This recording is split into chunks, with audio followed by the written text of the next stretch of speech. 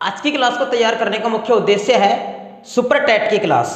Super TET का जो exam होने वाला है उसके लिए आज की क्लास को स्पेशल उसी के लिए है। अन्य एग्जाम्स में भी आज की क्लास से सवाल बनेंगे, लेकिन आज फोकस किया गया है केवल सुपर टेट की क्लास को। सुपर टेट वाले अभ्यर्थी ध्यान देंगे इस क्लास पर ज़्यादा, बाकी सभी भी इस क्लास को कोई ये ना समझे कि हमारे लिए नहीं है प्रश्न। आज की क्लास की शुरुआत के लिए मैंने एक तरफ लिखी गई है कुछ पहाड़ियां और उनसे संबंधित एक राज्यों को एक तरफ लिखा गया है। मैं कैमरे के सामने से हटता हूं और आपको दिया जाएगा 30 सेकंड का समय विचार करने के लिए कि कौन सी पहाड़ी भारत के किस राज्य से संबंधित है। 30 सेकंड के बाद मैं इसको मैच कराऊंगा।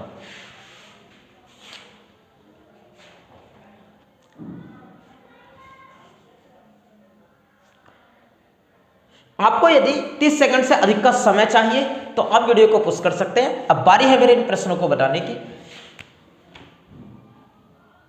देखिएगा ध्यान के साथ जरा। सबसे पहले लिखा गया है गिरनार की पहाड़ी। गिरनार की पहाड़ी भारत के गुजरात राज्य में स्थित है।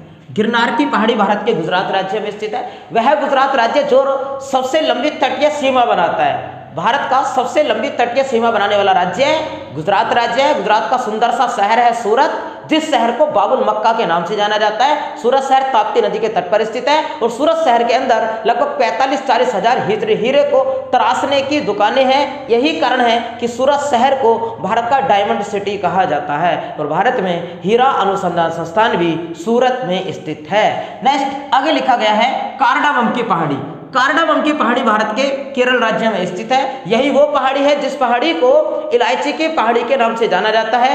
केरल राज्य भारत में सबसे ज्यादा इलायची का उत्पादन करने वाला राज्य है और लौंग का उत्पादन भी भारत में केरल राज्य सबसे ज्यादा करता है। विश्व में सबसे ज्यादा लौंग का उत्पादन करने वाला देश तंजानिया है, जिसकी राजधानी डोडोमा है। वहां का एक द्वीप है जंजीबार, जो द्वीप सबसे ज्यादा लौंग का उत्पादन करता है। लौंग में दांत के दर्द को समाप्त करने वाला एक तत्व पाया जाता है जिसका नाम यूरेनाल है। नेक्स्ट आगे सेवराय की पहाड़ियां भारत के तमिलनाडु राज्य में स्थित हैं। सेवराय की पहाड़ियां भारत के तमिलनाडु राज्य में। तमिलनाडु राज्य भी वह राज्य है जो समुद्र तट को स्पर्श करता है। कुल 9 राज्य ऐसे हैं जो सागर तट को स्पर्श करते हैं। आप जरा एक बार इन्हीं राज्यों में से विचार कीजिएगा कि कौन कौन से राज्य, इस बात को यहीं छोड़िए, अब जरा आप विचार कीजिए कि इनमें से कौन कौन से राज्य हैं जो सागर तट को स्पर्श करते हैं। मार्क कराएंगे जरा। तमिलनाडु, हाँ। आप विचार करते जाइए हाँ या ना, यस और no. Karnataka, yes. Gujarat, yes. Kerala, yes. Orissa, yes. Kerala. Madhya Pradesh, no. Gujarat, yes. एकमात्र राज्य ऐसा है जो राज्य समुद्र तट को स्पर्श नहीं करता और वो राज्य है मध्य प्रदेश। भारत का हृदय मध्य प्रदेश को कहते हैं। भारत का टाइगर स्टेट मध्य प्रदेश को कहा जाता है क्योंकि भारत में सबसे ज्यादा बाघ मध्य प्रदेश में पाए जाते हैं और मध्य प्रदेश ही है जिसमें सबसे ज्यादा वन पाए जाते हैं। नेक्स्ट आगे लिखा गया है मांडव की पहाड़ियां। मांडव की पहाड़ियां भी है गुजरात राज्य के अंदर। मांडव की पहाड़ियां हैं गुजरात राज्य में। मांडव की पहाड़ियां। बाबा बुदन की पहाड़ी भारत के कर्नाटक राज्य के अंदर है। बाबा बुदन की पहाड़ी कर्नाटक राज्य में है और बाबा बुदन की पहाड़ी जानी जाती है लौह अयस्क के लिए। इसके अतिरिक्त एक पहाड़ी और है बादाम की पहाड़ी। बादाम की पहाड़ी उड़ीसा में है, वो भी लौह अयस्क के उत्पादन के लिए जानी जाती है। बादाम की पहाड़ी कर्नाटक, बाबा बुदन की पहाड़ी उड़ीसा और बाबा बुदन की पहाड़ी भी जानी जाती है लौह अयस्क के उत्पादन के लिए। आगे लिखा गया है बाबा बुदन कर्नाटक, बादाम उड़ीसा। आगे लिखा गया गारो खासी और जयंता की पहाड़ियां। गारो खासी और जयंता ये है भारत के मेघालय राज्य। कहां लिखा है? मेघालय नहीं लिखा गया कहीं। चलो लिखते हैं यहां। गुजरात 3 जगह लिख दिया, मेघालय लिखना था यहां। मेघालय लिख दिया। कौन सी? गारो खासी और जयंतिया की पहाड़ियां कहाँ है? मेघालय में है। आपको याद हो कि गारो खासी और जयंतिया ये पहाड़ियां हैं और इन्हीं पहाड़ियों में फंस करके मेघालय के मार्सेल राम में सबसे ज्यादा वर्षा होती है। 1140 सेंटीमीटर वर्षा मेघालय में एवरेज होती है, जबकि सबसे कम वर्षा भारत में लद्दाख में होती है, मात्र 5 सेंटीमीटर। भारत में वर्षा का औसत अंक 120 से 125 सेंटीमीटर है, जबकि पूरे विश्व का औसत वर्षा अंक 97 सेंटीमीटर है। लद्दाख में 5 सेंटीमीटर, मासिना मेघालय में 1140 सेंटीमीटर एवरेज। पूरे भारत का एवरेज वर्षा अंक भारत का 120 से 125 सेंटीमीटर और पूरे विश्व का औसत वर्षा अंक 97 सेंटीमीटर है। और जहां पर 25 सेंटीमीटर से कम वर्षा होती है उस स्थान को मरुस्थल कहा जाता है। आगे लिखा गया है महादेव की पहाड़ी। महादेव की पहाड़ी है मध्य प्रदेश के अंदर, महादेव की पहाड़ी मध्य प्रदेश में है। नेक्स्ट लिखा गया है महेंद्रगिरी की पहाड़ी, महेंद्रगिरी की पहाड़ी है उड़ीसा में। और पूर्वी भारत की सबसे ऊंची चोटी महेंद्रगिरी है, भारत की पूर्व में सबसे ऊंची चोटी महेंद्रगिरी है जो कि उड़ीसा राज्य में है। जरा ध्यान दीजिएगा आप, मैंने ये नहीं कहा कि पूर्व में हिमालय की सबसे ऊंची चोटी कौन सी है। अगर ऐसा कहा जाता तो आंसर हो जाता हमारा नामचा बरवा, और नामचा बरवा अरुणाचल प्रदेश में है। अरुणाचल प्रदेश की पहाड़ी को मैंने आपको कल कवर करा दिया था, आज बताया है कि भारत के पूर्व में। ध्यान दीजिएगा, जरा ध्यान दीजिएगा कि भारत में 4 दिशाओं की चारों पहाड़ियां, दिख रहा है नहीं दिख रहा है तो छोड़िए बाद में बताएंगे। आगे लिखा गया है अन्नामलाई की पहाड़ी, अन्नामलाई की पहाड़ी भारत के केरल राज्य में स्थित है। और अन्नामलाई की पहाड़ी दक्षिण भारत की सबसे ऊंची चोटी है। दक्षिण भारत की सबसे ऊंची पर्वत चोटी कौन सी है? तो अन्नामलाई भारत के केरल राज्य में स्थित है। इसकी ऊंचाई 2695 मीटर इसकी ऊंचाई है, जबकि नीलगिरी की जो सबसे ऊंची चोटी दोदा बेटा है उसकी ऊंचाई 2625 मीटर उसकी ऊंचाई है, इसकी तुलना में कम है। दक्षिण भारत की सबसे ऊंची चोटी कौन सी होगी? अन्नामलाई केरल राज्य में, केरल राज्य में। और जब पूछे पूर्वी भारत की सबसे ऊंची चोटी महेंद्रगिरी उड़ीसा राज्य में। और जब पूछे पश्चिम भारत की सबसे ऊंची चोटी अरावली की गुरु शिखर जो कि राजस्थान राज्य में स्थित है। उत्तर भारत की सबसे ऊंची चोटी गाडविन आस्टिन जो कि पाकिस्तान के अधिकृत के क्षेत्र में है। इसीलिए भारत में पूछेगा भारत की सबसे ऊंची चोटी कौन सी है, तो आंसर कंचनजंगा आता है जो कि सिक्किम राज्य में स्थित है, वो भारत में ही है। दोनों की कंपेयर करें गाडविन आस्टिन की और कंचनजंगा की, तो गाडविन आस्टिन सबसे ऊंची चोटी है जो कि पाकिस्तान के अधिकृत क्षेत्र में है। उससे थोड़ी नीची चोटी सिक्किम राज्य के अंदर है जिसका नाम कंचनजंगा है। और इसीलिए एग्जामिनर पूछता है, जब पूछे कि भारत की सबसे ऊंची चोटी तो आंसर लगाएंगे गाडविन आस्टिन, जब पूछे भारत में सबसे ऊंची चोटी तो आंसर कंचनजंगा। नेक्स्ट पेज पर लिखे गए हैं कुछ एक तरफ दिवस लिखे गए हैं और किस तिथि को वो दिवस मनाया जाता है इधर ये लिखे गए हैं। आसान है, क्लास को छोड़ करके नहीं जाएगा। मुझे पता है कि आप इन प्रश्नों को जानते हो, लेकिन आप विचार करिएगा, एक बार रिविजन करिएगा। हो सकता है कि एक दो ऐसे दिवस हों जो आपको याद ना हो, याद हो तो आपको याद ना आए हो इस समय। देखिएगा, जरा विचार करते जाइएगा कि आप जानते हैं या नहीं। पर्यटन दिवस मनाया जाता है 27 सितंबर को, पर्यटन दिवस जाएगा 27 सितंबर को पर्यटन दिवस। प्रवासी दिवस मनाते हैं 9 जनवरी को, 9 जनवरी को प्रवासी दिवस मनाते हैं। पहले इसको बीजेपी ने 2013 से मनाना शुरू किया था, उसके बाद कांग्रेस आई उसने बंद कर दिया। सॉरी 2003 से मनाना शुरू किया, कांग्रेस आई उसने बंद कर दिया। और 2014 से फिर से 2015 से बल्कि बीजेपी सरकार ने इसको फिर से मनाना शुरू किया था। आगे है राष्ट्रीय बालिका दिवस, यह मनाया जाता है 24 जनवरी को। रेडियो दिवस मनाते हैं 13 फरवरी को, रेडियो दिवस 13 फरवरी।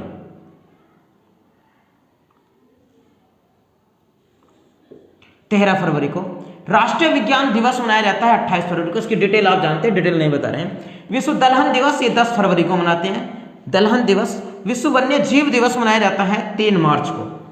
आगे लिखा गया है विश्व स्वास्थ्य दिवस, आसान है ये भी, 7 अप्रैल को मनाते हैं। और आगे लास्ट लिखा गया है विश्व विरासत दिवस, ये मनाया जाता है अभी 18 अप्रैल, इसको लेकर के जाएंगे 18 अप्रैल पर। ये जीते सारे दिवस, एक बार आप ध्यान दीजिएगा, बस इसको एक बार रिविजन कर लीजिएगा।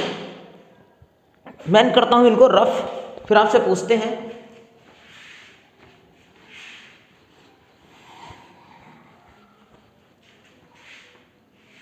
बताते जाइएगा जरा जल्दी जल्दी। पर्यटन दिवस 27 सितंबर, मेरे बोलने से पहले आपके दिमाग में आंसर आ जाना चाहिए। प्रवासी भारतीय दिवस 9 जनवरी, राष्ट्रीय बालिका दिवस 24 जनवरी, रेडियो दिवस 13 फरवरी, राष्ट्रीय विज्ञान दिवस 28 फरवरी सीवी रमन की स्मृति में। विश्व दलहन दिवस विचार कीजिए जरा 10 फरवरी, विचार कीजिए। विश्व वन्य जीव दिवस 3 मार्च को मनाते हैं। विश्व स्वास्थ्य दिवस 7 अप्रैल को मनाया जाता है। और विश्व विरासत दिवस 18 अप्रैल को विश्व विरासत दिवस के रूप में मनाते हैं। नेक्स्ट पेज लगाते हैं। अगले पेज पर कुछ राज्य लिखे गए हैं और लिखा गया है कि किस राज्य का गठन कब हुआ था। विचार कीजिएगा, सारे इजी वाले हैं जो आप जानते होंगे, कहीं ना कहीं आपने फिर से पढ़ रखे होंगे इन प्रश्नों को भी। नागालैंड का राज्य का गठन किया गया था वर्ष 1963 ईस्वी को, सबसे नीचे जाएगा। नागालैंड का गठन हुआ 1963 ईस्वी को और इसके लिए किया गया था 13वां संशोधन। ये बात भी आप याद रखिएगा, 13वां संशोधन था। 13वां संशोधन 1963 ईस्वी को नागालैंड राज्य का गठन हुआ था। सिक्किम राज्य को 2 बार बनाया गया था। सिक्किम भारत का 22वां राज्य बना था। पहले तो सिक्किम को 35वें संशोधन 1974 ईस्वी में भारत का सह राज्य बनाया गया। स्टोरी मैंने पिछली वीडियो में बताई हुई है। उसके बाद 36वां संविधान संशोधन वर्ष 36वां संविधान संशोधन वर्ष 1975 ईस्वी को इसको भारत के पूर्ण राज्य का दर्जा दे दिया गया था। गोवा को 1975 ईस्वी में भारत के पूर्ण राज्य का दर्जा दे दिया गया था। उसके बाद लिखा गया है, गोवा की बातें कर रहे हैं, सिक्किम को लिखना था पहले तो। सिक्किम को 1975 ईस्वी को पूर्ण राज्य का दर्जा दिया गया। उसके बाद गोवा राज्य को दर्जा दिया गया वर्ष 1900।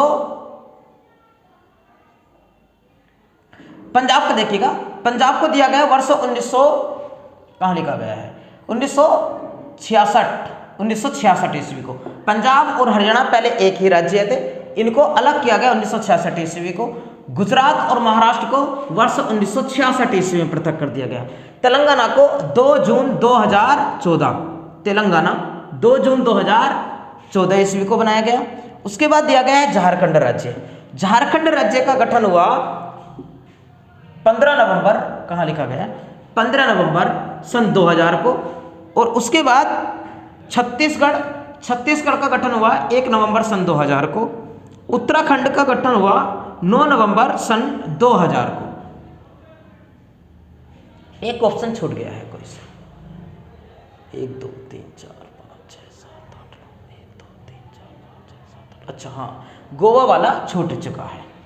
गोवा को भारत का जो राज्य बनाया गया वो बनाया गया वर्ष 1985 को, वर्ष 1985 ईस्वी को गोवा को भारत का राज्य 56वां संशोधन वर्ष 1987। कौन सा संशोधन? 56वां संशोधन वर्ष 1987 ईस्वी को गोवा को भारत का राज्य बनाया। एक बार ध्यान दीजिएगा, नागालैंड 1963, 13वां संशोधन। सिक्किम को पूर्ण राज्य का दर्जा दिया गया 1975 ईस्वी को। गोवा को 56वां संशोधन वर्ष 1987 ईस्वी को राज्य का दर्जा दिया गया। पंजाब और हरियाणा को 1966 ईस्वी में। गुजरात और महाराष्ट्र को राज्य का दर्जा दिया गया 1960 ईस्वी को। 1 मई 1960 को अपना स्थापना दिवस मनाते हैं। तेलंगाना 2 जून 2014 ईस्वी को। झारखंड राज्य को दर्जा दिया गया, झारखंड को 15 नवंबर सन 2000 को। 84वां संशोधन के अंतर्गत 3 राज्यों को बनाया गया था। 1 नवंबर सन 2000 को 84वें संशोधन के अंतर्गत मध्य प्रदेश से अलग करके छत्तीसगढ़ को बनाया गया था। उसके बाद 9 नवंबर सन 2000 को 84वें संशोधन के अंतर्गत ही उत्तर प्रदेश से अलग करके उत्तराखंड को बनाया गया था। उसके बाद 15 नवंबर को बिहार से अलग करके झारखंड राज्य बनाया गया था। संसद नंबर 84 वहीं था, वर्ष 2000 ही था। सारे राज्य हो गए। आगे देखते हैं नेक्स्ट पेज। आगे 3 पॉइंट बनाए गए हैं। एक तो सबसे पहला पॉइंट है कि गन्ने की उत्पत्ति सर्वप्रथम किस देश में हुई थी। इसका सही आंसर होगा वो देश जो देश सबसे ज्यादा उत्पादन करता है पारे का। सबसे ज्यादा पारे का उत्पादन करने वाला देश है स्पेन। मैगलेन किस देश का निवासी था? स्पेन का निवासी था। गन्ने की उत्पत्ति भी सबसे पहले किस देश में हुई थी? स्पेन में। आप विचार कीजिएगा कि स्पेन और पुर्तगाल के बीच में कौन सा पठार स्थित है, या एक प्रश्न पूछेगा कि पुर्तगाल और स्पेन के बीच में कौन सा पर्वत स्थित है। पुर्तगाल और स्पेन के बीच में जो पर्वत स्थित है वो है पेरिनीज पर्वत। कौन सा पर्वत बोला है? पेरिनीज पर्वत। सबसे ज्यादा किसका उत्पादन करता है? पारे का उत्पादन। गन्ने की उत्पत्ति सबसे पहले किस देश में हुई थी? तो स्पेन के अंदर हुई। आप विचार कीजिएगा कि विश्व का वो द्वीप कौन सा है जहां पर वर्ष भर गन्ने की खेती की जाती है? आंसर है हमारा हवाई द्वीप। हवाई द्वीप हवाई द्वीप कहाँ स्थित है? तो प्रशांत महासागर में स्थित है। हवाई द्वीप प्रशांत महासागर में स्थित है और हवाई द्वीप को कहा जाता है प्रशांत महासागर का चौराहा। वर्ष 1770 ईस्वी में हवाई द्वीप को खोजने वाला व्यक्ति कैप्टन कुक था। कैप्टन कुक ने 1770 ईस्वी में हवाई द्वीप को खोज लिया था। यहां वर्ष भर गन्ने की खेती की जाती है। प्रशांत महासागर के लगभग मध्य में है, इसीलिए इसको प्रशांत महासागर का चौराहा के रूप में जाना जाता है। आपने एक शब्द सुन रखा होगा कि पर्ल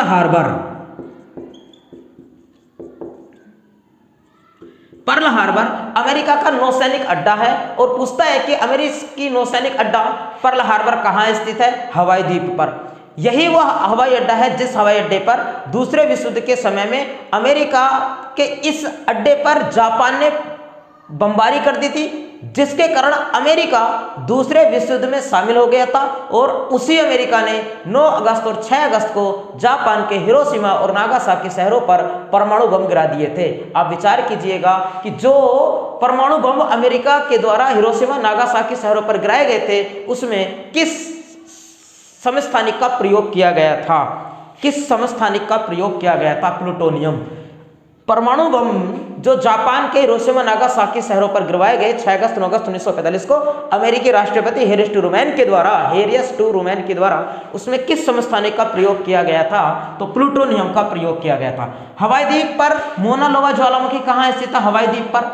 किलायू ज्वालामुखी कहाँ स्थित है? हवाई द्वीप पर। विश्व का सबसे लंबे समय से सक्रिय ज्वालामुखी है किलायू ज्वालामुखी।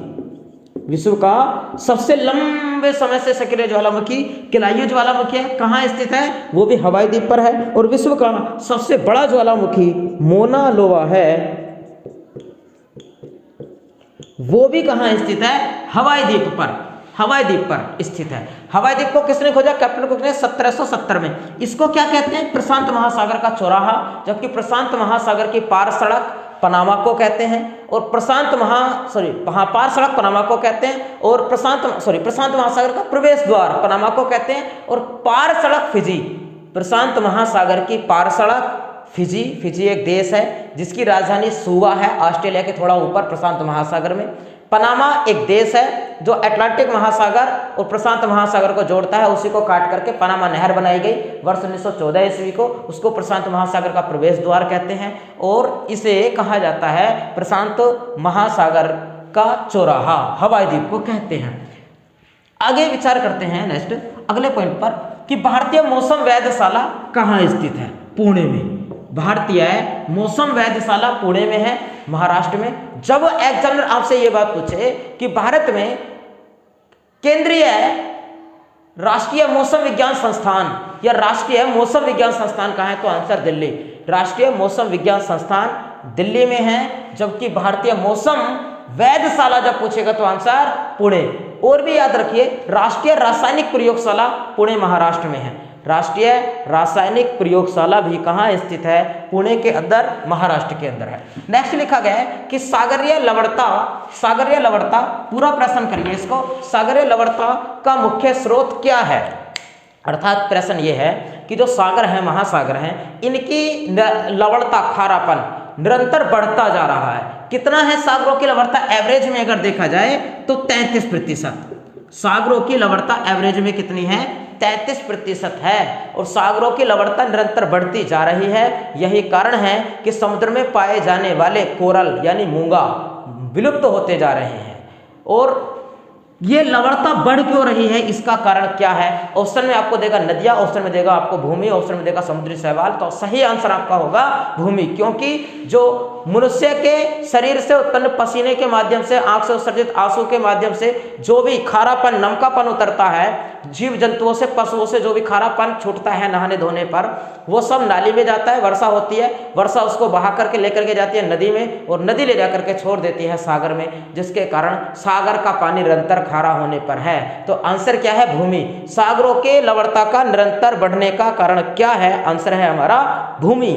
भूमि के कारण बढ़ती है। कितनी है सागरों की औसत लवणता? तो 33% या फिर 33% नहीं देता तो आंसर में देगा आपको 330। 330 का मतलब यह है कि 1000 लीटर में 330 लीटर नमक पाया जाता है, आयोडीन। आप विचार नमक पाया जाता है। आप विचार कीजिएगा कि सबसे ज्यादा कौन सा देश है जो आयोडीन का उत्पादन करता है? आयोडीन का उत्पादन कौन सा देश है जो सबसे ज्यादा करता है?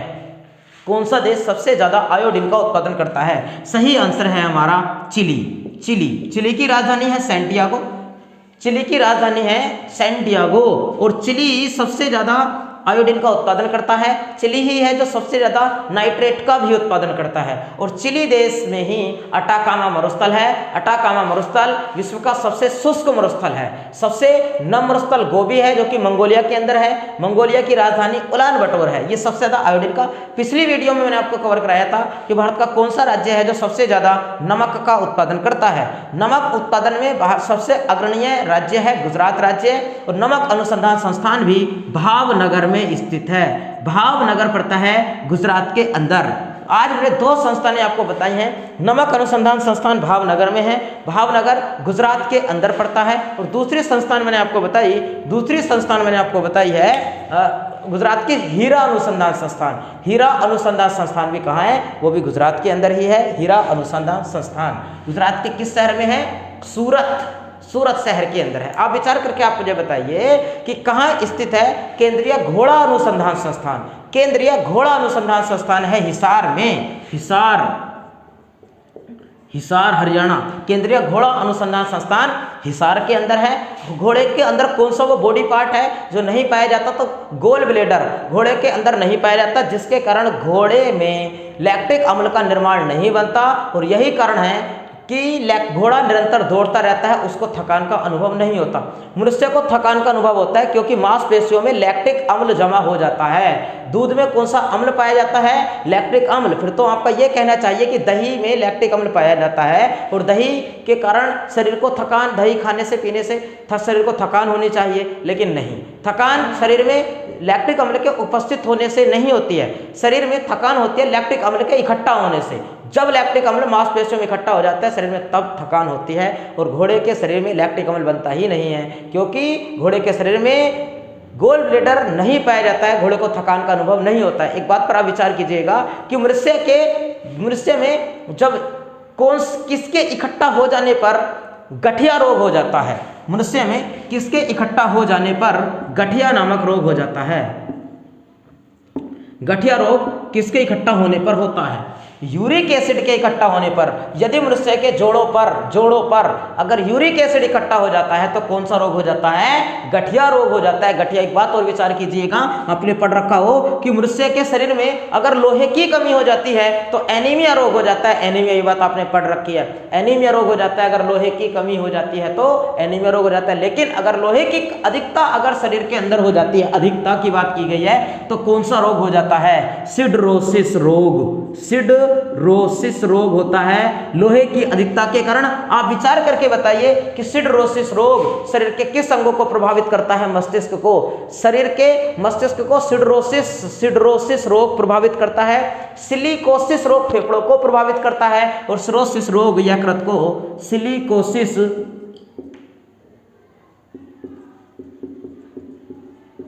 फेफड़ों को प्रभावित करता है। और कौन सा रह गया? सिरोसिस।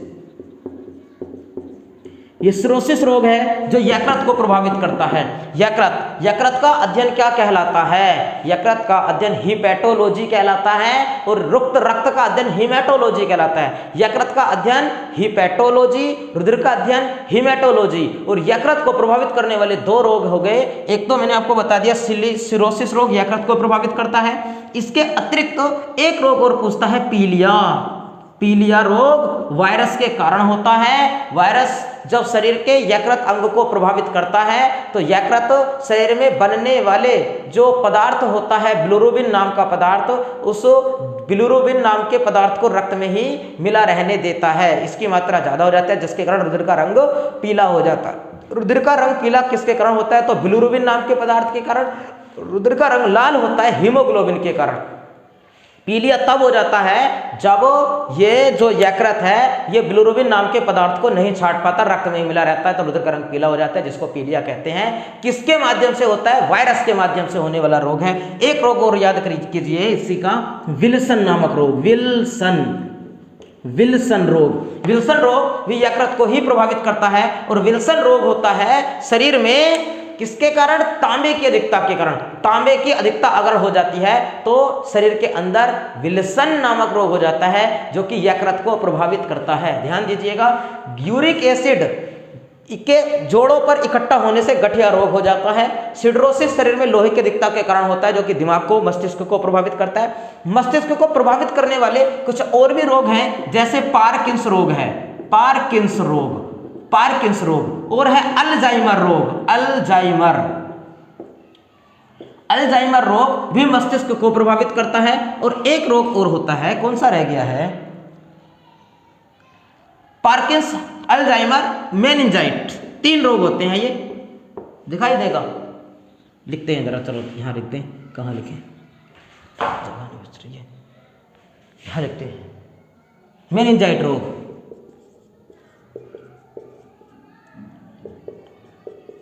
मेनिंजाइट रोग होता है जो मस्तिष्क को प्रभावित करता है। मेनिंजाइट रोग मस्तिष्क को, अल्जाइमर रोग मस्तिष्क को।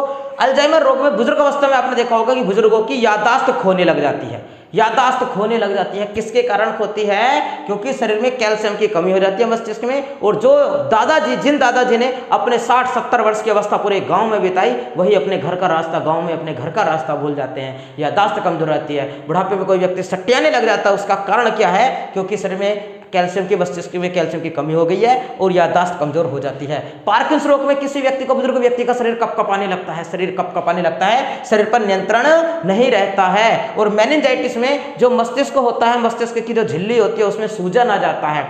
मानव के मस्तिष्क की झिल्ली में सूजन आने से कौन सा रोग हो जाता है? मेनिंजाइट रोग। तीनों मस्तिष्क के हैं। आप मुझे बताइए जरा कि मनुष्य के मस्तिष्क का अध्ययन क्या कहलाता है? मानव के मस्तिष्क का अध्ययन क्या कहलाता है? ये प्रश्न मैं आपको देता हूं, आप इसको बताएंगे जरा, कमेंट बॉक्स में लिखेंगे इस प्रश्न का आंसर। और सभी अभ्यर्थी समय देखते हैं कितना हुआ है, 26 मिनट हो चुके हैं और हो चुका है क्लास का पूरी होने का समय। 27 मिनट की ये वीडियो है और 27 मिनट की वीडियो आप समय निकालकर अवश्य देखें। जिनको लगता है कि बहुत स्पीड के साथ बोल रहे हैं, वो थोड़ी स्पीड कम कर लें।